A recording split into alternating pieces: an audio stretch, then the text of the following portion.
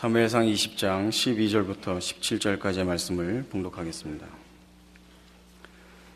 요나단이 다윗에게 이르되 이스라엘의 하나님 여호와께서 증언하시거니와 내가 내일이나 모레 이맘때에 내 아버지를 살펴서 너 다윗에게 대한 의향이 선하면 내가 사람을 보내어 내게 알리지 않겠느냐.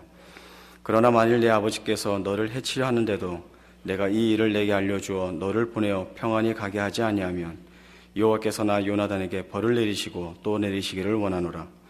여호와께서 내 아버지와 함께 하신 것 같이 너와 함께 하시기를 원하노니 너는 내가 사는 날 동안에 여호와의 인자하심을 내게 베풀어서 나를 죽지 않게 할 뿐 아니라 여호와께서 너 다윗의 대적들을 지면에서 다 끊어버리신 때에도 너는 내 인자함을 내 집에서 영원히 끊어버리지 말라 하고, 이에 요나단이 다윗의 집과 언약하기를 여호와께서는 다윗의 대적들을 치실지어다 하니라.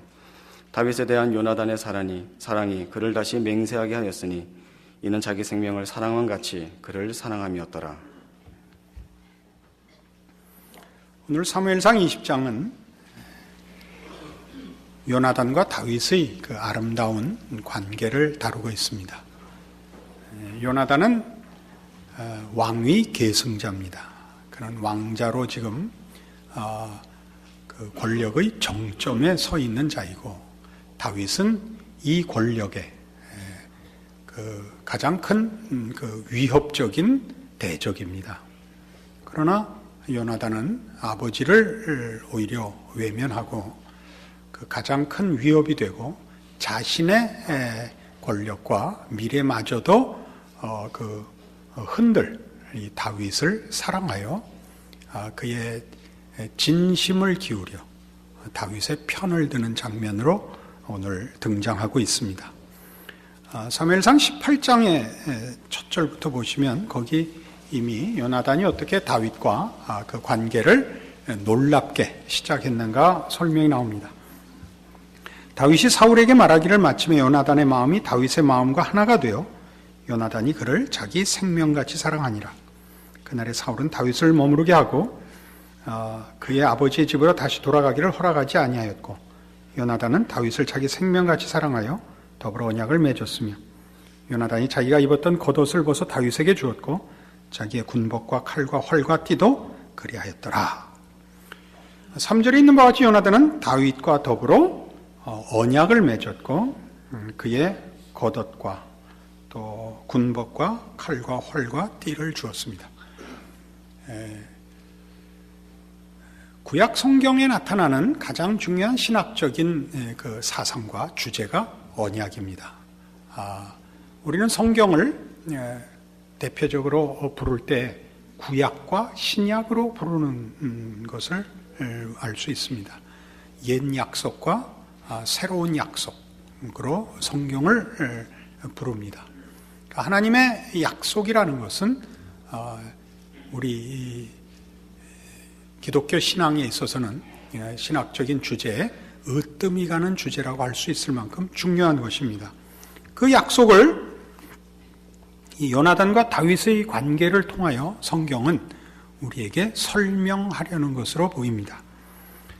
요나단은 다윗과 더불어 언약을 맺었고, 그래서 자신은 왕자요 다윗은 그 대적일 수 있는데 그는 자기의 겉옷을 벗어주고 군복도 벗어주고 칼과 활과 띠도 줍니다. 그리하여 요나단은 다윗과의 관계를 정치적이거나 사회적이거나 이해관계를 뛰어넘어 한 개인과 개인의 진실한 인격과 진심을 동원한 관계로 그 약속을 합니다.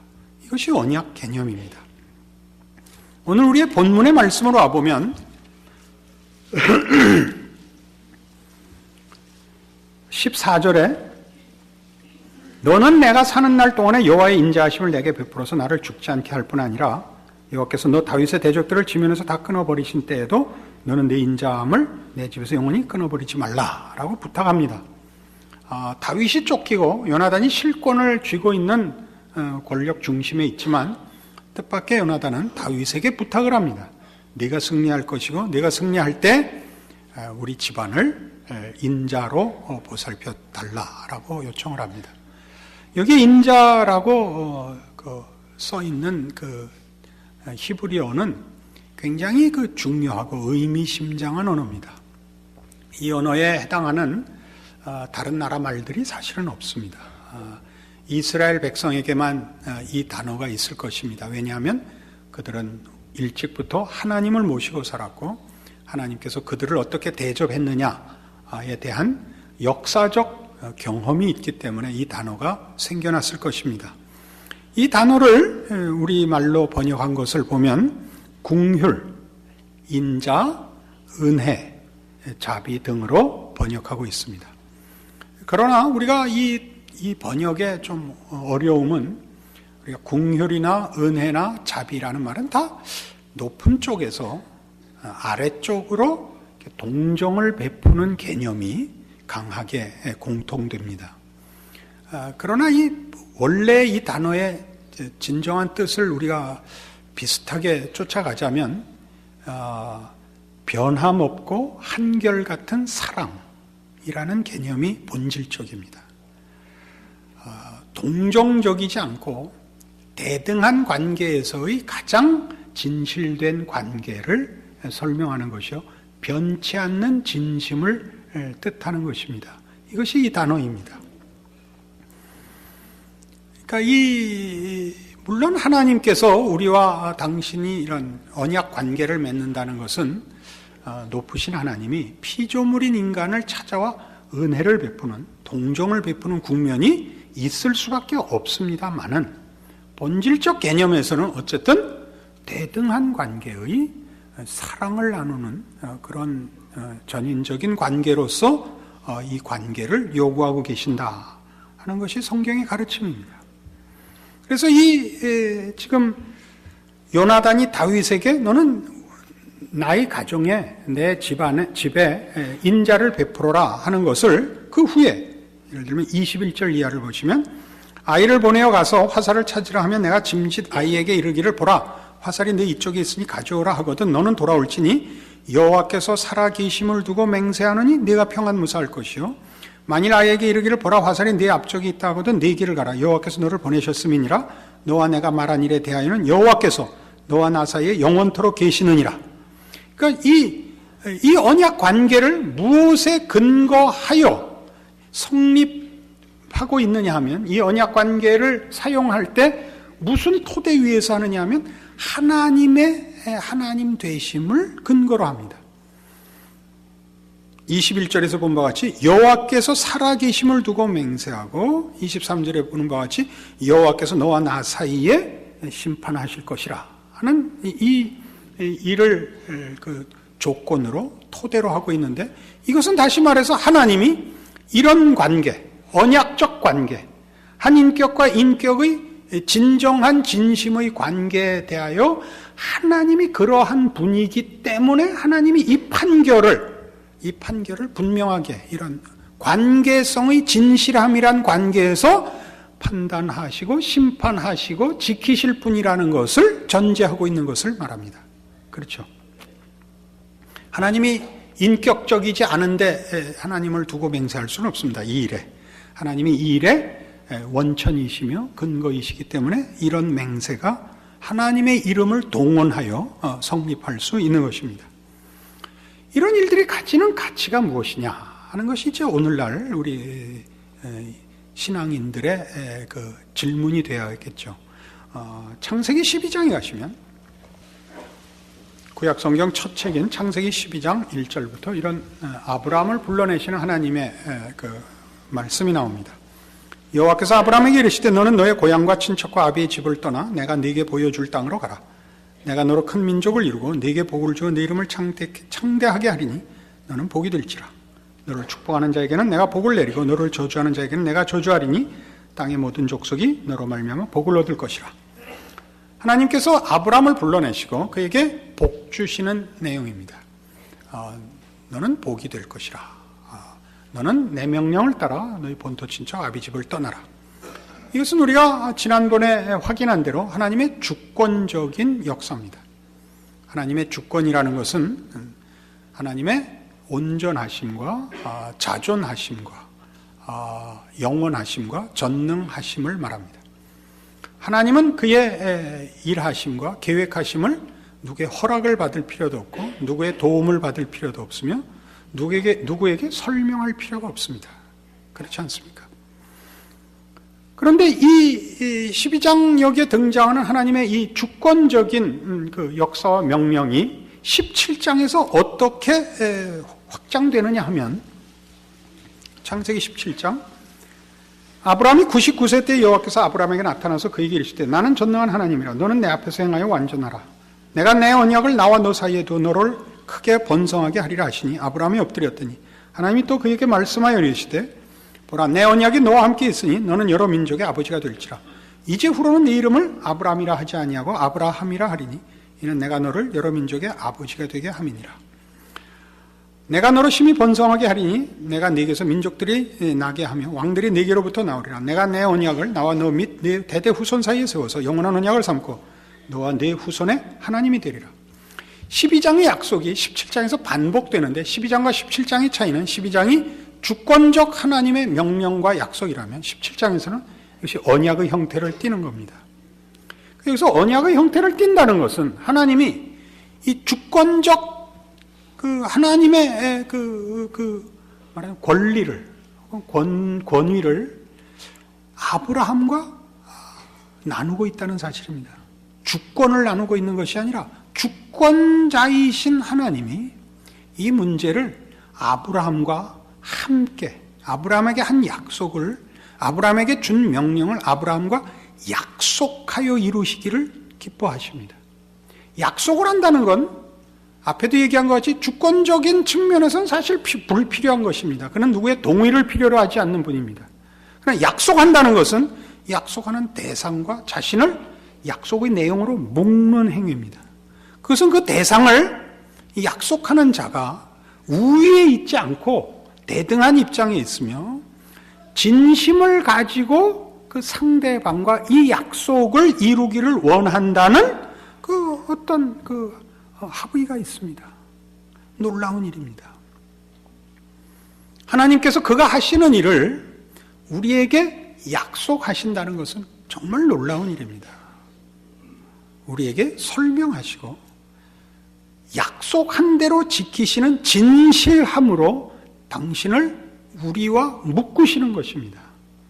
이것이 기독교 신앙의 아주 중요한 주제인 이 언약 신학의 골자입니다. 이 일들은 예를 들면 욥기 42장 같은 데 가셔서 이런 식으로도 설명되어 있습니다. 욥기는 시편 바로 앞에 있는 책입니다. 803페이지 구약성경 욥기 42장 1절 이하의 말씀을 봅시다. 욥이 여호와께 대답하여 이르되 주께서는 못하실 일이 없사오며 무슨 계획이든지 못 이루실 것이 없는 줄 아오니 무지한 말로 이치를 가리는 자가 누구니까 나는 깨닫지도 못한 일을 말하였고 스스로 알 수도 없고 헤아리기도 어려운 일을 말하였나이다. 내가 말하겠사오니 주는 들으시고 내가 주께 묻겠사오니 주여 내게 알게 하옵소서. 내가 주께 대하여 귀로 듣기만 하였사오나 이제는 눈으로 주를 배움나이다. 그러므로 내가 스스로 거두어드리고 티끌과 제 가운데서 회개하나이다. 예전에 제가 자라날 때, 지금도 거의 비슷하긴 하지만 기독교 신앙을 독려하는 그런 가르침이나 설교에서나 자주 행해지던 방식은 성경상의 위인들을 이제 제시하고 그들 같이 되라고 하는 것이었습니다. 아브라함 같이 되라, 다니엘 같이 되라, 주로 모세 같이 되라 이렇게 위인들을 등장시켜서 독려하는 것이었죠. 그런 그 유명한 인사들 속에 욥이 끼곤 했습니다. 욥은 어떤 위인이었느냐 하면 인내의 화신 그리고 믿음의 화신이었습니다. 그러나 저는 이제 모태신앙이었고 오래 이제 교회 생활을 했으니까 이제 성경을 일찍부터 보았고 그런 가르침들도 일찍부터 들었습니다. 그러나 제가 읽는 욥기는 하나도 욥이 믿음이 있어 보이지도 않고 인내하는 것 같아 보이지 않습니다. 여러분 읽어봐도 그랬을 겁니다.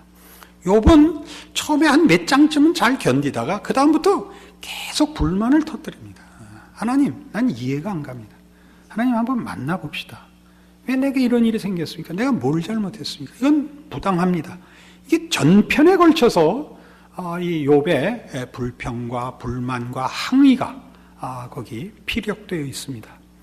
우리는 욥을 인내한 사람으로 또는 믿음이 좋은 사람으로 얘기하는 것은 너무 성급한 결론이라고 사실은 생각해야 옳습니다.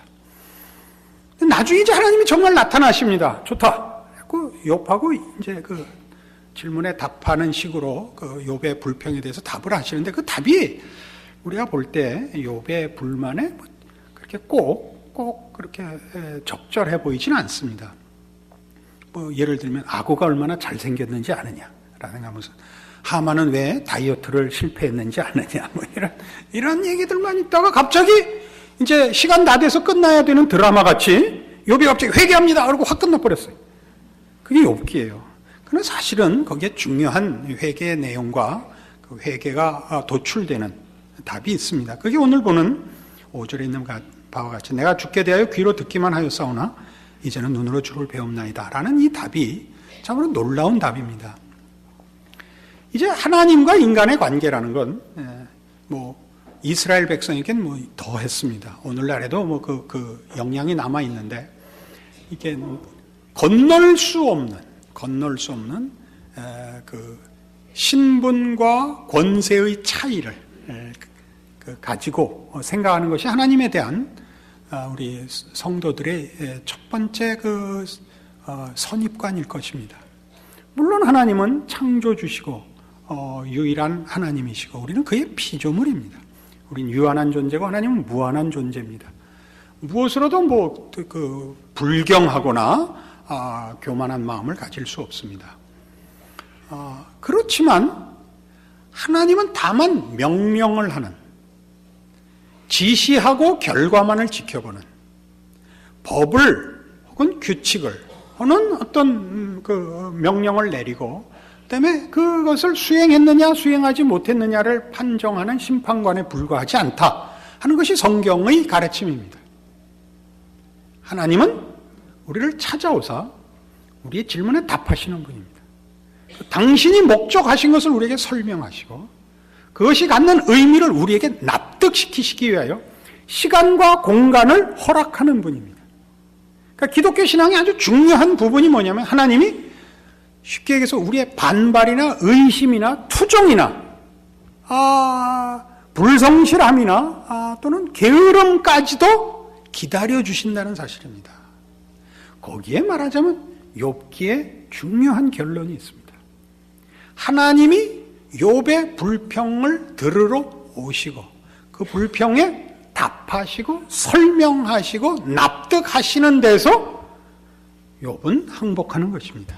그것이 내가 귀로 듣기만 하였사옵더니 이제 눈으로 봅니다라는 이 결론의 아주 중요한 그 신앙 고백적 가치입니다. 이것을 우리 신약적으로 이렇게 설명할 수 있습니다. 요한복음 1장입니다. 신약 성경 요한복음 1장 14절 말씀부터 봅시다. 말씀이 육신이 되어 우리 가운데 거하심에 우리가 그의 영광을 보니 아버지의 독생자의 영광이요 은혜와 진리가 충만하더라. 요한이 그에 대하여 증언하여 외쳐 이르되 내가 전에 말하기를 내 뒤에 오시는 이가 나보다 앞선 것은 나보다 먼저 계심이라 한 것이 이 사람을 가리킴이라 하니라. 우리가 다 그의 충만한 데서 받으니 은혜 위에 은혜로라. 율법은 모세로 말미암아 주어진 것이요 은혜와 진리는 예수 그리스도로 말미암아 온 것이라. 본래 하나님을 본 사람이 없으되 아버지 품속에 있는 독생하신 하나님이 나타내셨느니라. 이 예수 그리스도의 오심에 대한 요한의 설명은 참으로 의미심장합니다. 예수께서 오신 것은 우리 모든 예수를 믿는 신자들에게는 누구나 자명한 내용입니다. 예수님은 우리를 구원하기 위해 오셨습니다. 우리 죄를 대신하여 십자가를 지러 오셨습니다. 그러나 예수님의 그 성육신이 가지는 가치는 그렇게 간단하지 않습니다. 훨씬 풍부하고 훨씬 놀랍습니다. 지금 여기에서 요한복음 1장에서 설명하는 예수 그리스도는 하나님 아버지의 충만하심이 드러나는 계시요 또 찾아오심입니다. 그래서 뭐와 대비되느냐 하면 그 가치를 분명히 이해시키기 위하여 율법과 대비되어 있습니다. 율법은 뭐냐? 하나님이 모세를 통하여 주신 것입니다. 모세를 통하여 줬다는 것은 하나님이 그때는 율법을 줄 때는 하나의 규칙을 질서를 명하신 것입니다. 그러나 예수 그리스도에 오시면 하나님이 찾아오신 것입니다. 직접 찾아오신 것입니다. 그것은 앞에 것과 뭐가 다르냐? 율법과 뭐가 다르냐? 율법이 하나님의 뜻을 전하고 하나님의 그 목적을 정하는 것이며 우리에게 삶의 방향과 내용을 정하신다 할지라도 이 뒤에 성육신과의 차이는 성육신은 그것보다 더 큰 성의죠. 더 큰 진심이죠. 찾아오신 거니까. 우리의 처지에 찾아와 우리와 방불한 조건과 환경으로 우리의 모습대로 찾아와서 하나님의 뜻을 하나님의 목적을 약속하시고 이루시는 것이 성육신입니다. 여기에 성육신의 가치가 있습니다. 에베소서 1장에 가면 이 문제를 이렇게까지 확대해야 됩니다. 310페이지 신약성경 에베소서 1장 3절입니다. 찬송하리로다. 하나님 곧 우리 주 예수 그리스도의 아버지께서 그리스도 안에서 하늘에 속한 모든 신령한 복을 우리에게 주시되 곧 창세전에 그리스도 안에서 우리를 택하사 우리로 사랑 안에서 그 앞에 거룩하고 흠이 없게 하시려고 그 기쁘신 뜻대로 우리를 예정하사 예수 그리스도로 말미암아 자기 아들들이 되게 하셨으니 이는 그가 사랑하시는 자 안에서 우리에게 거저 주시는 바 그의 은혜의 영광을 찬송하게 하려는 것이라. 우리는 그리스도 안에서 그의 은혜의 풍성함을 따라 그의 피로 말미암아 속량 곧 죄사함을 받았느니라. 이는 그가 모든 지혜와 총명을 우리에게 넘치게 하사 그 뜻의 비밀을 우리에게 알리신 것이요 그의 기뻐하심을 따라 그리스도 안에서 때가 찬 경륜을 위해 예정하신 것이니 하늘에 있는 것이나 땅에 있는 것이 다 그리스도 안에서 통일되게 하려 하심이라. 모든 일을 그의 뜻의 결정대로 일하시는 이의 계획을 따라 우리가 예정을 입어 그 안에서 기업이 되었으니 이는 우리가 그리스도 안에서 전부터 바라던 그의 영광의 찬송이 되게 하려 하심이라. 여러분 오늘 집에 가시거든 이 에베소서 1장 3절에서 12절까지를 여러 번 읽고 천천히 읽으시고 음미하시기 바랍니다. 이것은 간단하게 내용을 요약하자면 우리 성도들의 구원은 하나님의 영광의 찬송이라 그러는 것입니다. 하나님의 영광의 찬송, 하나님의 어떠하심의 영광된 증거입니다. 우리가 받는 구원이. 근데 이것을 이 간단한 요약하면 이렇게 간단한 내용을 설명하는 데 있어서 매 단어마다 그리스도 안에서가 조건절로 들어가거나 보충으로 들어가거나 그렇습니다. 계속 그리스도 안에서 그리스도 안에서 그리스도 안에서 그리스도 안에서 예정하고 그 얻은 바 구원을 그리스도 안에서 찬송하고 그리스도 안에서 그리스도 안에서입니다. 이것이 매우 중요하죠. 왜요? 그리스도 예수는 우리에게 구원을 허락하러 오신 하나님의 구원이요 은혜인데 그 구원이 하나님이 원하시는 목표와 내용의 구원이기 때문에 예수께서 오셔야 됐습니다. 우리에게 어떤 교훈을 주고 가르침을 주어 우리로 깨우치는 구원이 아니고 인간이 만들어낼 수 있는 윤리와 도덕 위에 서 있는 종교의 차원이 아니고 하나님이 가지시는 신적 차원의 구원을 하나님이 목적하셨기 때문에 성자 예수님이 오셔야 됩니다. 그러니까 말하자면 그는 하나님만이 하실 수 있는 내용을 담아 오시는 분입니다. 그러니까 예수님의 오심은 예수 안에서 그리스도 안에서라는 말을 자꾸 해야 되는 것은 예수님만이 신적인 것을 가지고 오실 수 있는 분이기 때문에 예수 안에서입니다. 동시에 그는 그것을 우리에게 가지고 와야 됩니다. 우리에게. 그러니까 그는 우리에게까지 오는 손길이고 우리에게까지 와야 되는 은혜여야 되기 때문에 인간이 되셔야 합니다. 예수 그리스도의 신성과 인성의 필요가 여기 있습니다. 그는 신적인 구원을 가지고 우리 인간이 그 신적인 내용으로 구원되고 내용이 될 수 있는 자가 되게 하기 위해서 당신이 인간이 되시는 겁니다. 예수 안에서만 하나님의 목적한 것이 인간에게 허락되는 일이 유일하게 최초로 성립됩니다. 이것이 예수 그리스도의 가치입니다. 그러니까 이런 일들이 말하자면 하나님께서 우리를 어떻게 대접하느냐와 맞물려 있어서 약속되는 겁니다. 예수 그리스도는 약속대로 오고 그 약속의 성취입니다. 그 약속은 뭐냐? 하나님이 우리를 자기의 자녀 삼기를 기뻐하신다는 사실입니다. 그러니까 우리가 예수 안에서 만나는 하나님의, 우리에 대한 하나님의 말하자면 기뻐하시는 뜻이 뭐냐 할 때, 그것은 하나님이 요구하시는 신적 구원의 완성입니다. 하나님의 영광의 찬송이 되기를 원합니다. 우리가 그의 영광의 꽃입니다. 하나님의 영광의 꽃, 그의 능력과 그의 거룩하심과 그의 위엄과 지위와 모든 것 가운데 최고의 영광의 꽃입니다. 우리가, 하나님의 자녀가. 그것을, 그런데 하나님이 이렇게 무슨 하나의 작품을 만들어내고 이렇게 당신의 능력의 증거물로 삼는 것이 아니라, 하나님이 우리를 성부 하나님과 성자 하나님이 가지셨던 관계와 대접같이 요구하고 있다는 데에 예수 그리스도의 오심이 필요해지며 그 안에서 얻는 구원이 갖는 것이 하나님이 우리를 어떻게 대접하느냐와 맞물려 있어서 이 언약 신학이라는 것의 중요성을 우리에게 설명합니다. 우리는 하나님을 만날 때 여러 가지 방법으로 만날 수 있습니다. 어떤 이들은 시급한 문제 해결로 하나님을 만납니다. 건강상으로 혹은 인생의 가장 시급한 문제로 하나님 앞에 기도하고 하나님을 만나는데 하나님의 능력과 또 기도에 응답하시는 진실함과 우리를 사랑하시는 하나님의 관심을 깨우칩니다. 그러나 사실은 대부분의 사람은 이 방법보다 또 다른 방법으로 부르시는데, 그건 뭐냐 하면 하나님만이 우리 편이며 진실하신 우리의 하나님이라는 것을 나타냅니다. 어떻게 나타내느냐? 우리가 세상의 것으로 만족할 수 없다는 것을 우리에게 확인시킵니다.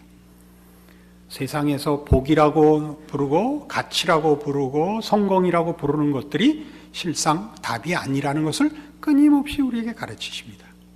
그리고 하나님이 하시는 말씀, 하나님이 찾아오시고 간섭하시고 요구하시고 명령하시는 내용들이 이 세상에서 당장 필요해 보이지 않지만 결국은 그것만이 답이라는 것을 끊임없이 말씀하십니다. 그것을 억압하거나 강요하거나 굴종시키지 않고 전생에 걸쳐서 하나님이 끊임없이 봐라.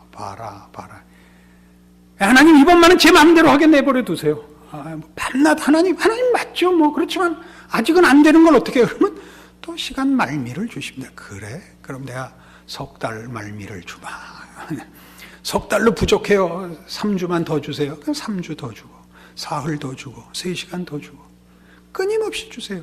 그래서 우리가 생각하면 하나님께서 빨리 우리를 항복시키시고 그래서 우리의 생애가 하나님을 위하여 쓸모 있기를 원하지만, 하나님은 전혀 다른 생각을 갖고 계세요. 하나님은 우리가 이 세상에서 하나님 앞에 쓸모 있기를 바라지 않아요. 우리 써먹으려고 구원하거나 우리가 유용하게 되게 하기 위해서 사랑하시지 않고 영원한 나라에서 영원토록 하나님과 사랑으로 교제하기를 원하시기 때문에 이 세상 사는 동안 내내 밀고 당기고를 하실 수도 있어요. 여러분이 생각하시면 빨리 항복하고 뭔가 쓸만한 일을 하는 사람들이 신앙이 좋은 것 같고, 아직도 들으면 그렇다가 아니면 아니었다가 결심을 했다가도 또 정작 그 일이 터지면 안 되고, 이런 것들이 결코 그렇게 부정적이거나 이렇게 값없는 것이 아닙니다. 이런 것이 길수록 좋다 그러는 좀 어폐가 있지만, 이런 게 길면 더 깊어지는 것만은 사실입니다. 저는 제 평생에 이렇게 말씀을 전하고 살아도 사실 신앙생활이라는 건 그렇게 간단하지 않습니다. 정답을 알고 있다고 지키는 것은 아닙니다. 정답을 아는데도 오래 걸리지만 지키는데도 오래 걸립니다. 그럼 정답을 지키면 속이 시원하고 다 괜찮으냐면 꼭 그렇지도 않습니다. 정답을 지키고 사는 것도 굉장히 어렵습니다. 여러분 그렇게 얘기하면 말이 안 되는 것 같지만, 여러분 순교하기로 각오하고 다치고 매 맞고 죽으면 안 아픈 줄 아세요? 안 괴로워요? 순교자는 맞아도 기뻐요? 그렇지는 맞으면 다 아파요. 누가 때려도 아파요. 그러나 그걸 견디는 경지에 간 것은 그것보다 하나님의 간섭하심이 큰 건데, 맞아도 이쪽이 더 크다라고 아는 거는 상당한 경지까지 가야 되는 겁니다. 언젠가 얘기했듯이 대부분의 순교자들은 번복하기 전에 죽어버려서 순교자가 됐지, 실력으로 순교자 된 사람은 그렇게 많지 않습니다. 한두 번은 누구나 버티는 법입니다.